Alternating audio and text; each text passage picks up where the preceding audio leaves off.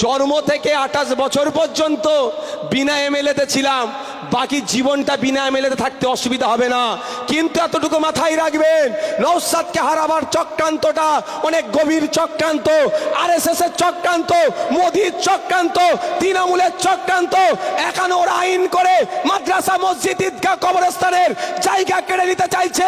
আর এই নওশাদ সিদ্দিকী, শামীম দাদের সহযোগিতা নিয়ে, আইনি সহযোগিতা নিয়ে মোদির আইনকে সুপ্রিম কোর্টে আইনের মাধ্যমে আটকে রাখছে।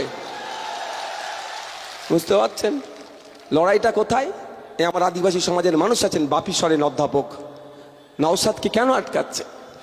মমতা ব্যানার্জি ফেক সার্টিফিকেট দিয়ে আদিবাসীদের অধিকার কেড়ে নিচ্ছে, নওশাদ সিদ্দিকীদের চুপ থাকতে পারবে না। আমার সামনে আদিবাসীর অধিকার কেড়ে নিচ্ছে, আমি চুপ থাকতে পারবো না, আমি প্রতিবাদ করছি, আমি হুঙ্কার দিচ্ছি, বিধানসভার মধ্যে দাঁড়িয়ে মন্ত্রীদের চুপ করিয়ে দিচ্ছি। ৭৭টা বিজেপির বিধায়ক আছে, কোনো কথা নাই।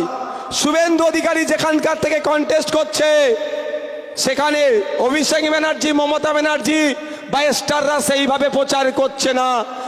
এক ভাঙড়ের বিধায়ককে ডিস্টার্ব কেন করা হচ্ছে বোঝার চেষ্টা করবেন।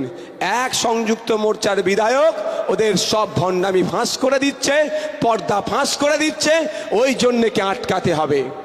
গোপনে সেটিং করছিল, সেটিং এখন প্রকাশ্যে চলে এসেছে। জয়ন্ত গায়েন মহাশয় ভাঙড়ে বিজেপির পক্ষ থেকে দাঁড়িয়েছেন, রাতের অন্ধকারে নয়, দিনের বেলায় সেটিং করতে গিয়েছিল। যখন ছবিটা পাবলিক হয়ে গেছে, তখন কি বলছে আপনাদের? যেটা সৌজন্য সাক্ষাৎ, সৌজন্য সাক্ষাৎ নয়, সৌজন্য সাক্ষাৎ আমরাও জানি।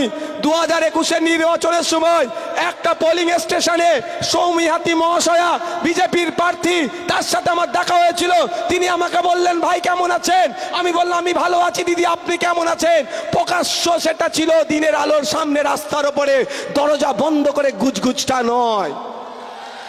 কেন তারা বিজেপি তৃণমূল কেন ফাঁদ পাচ্ছে?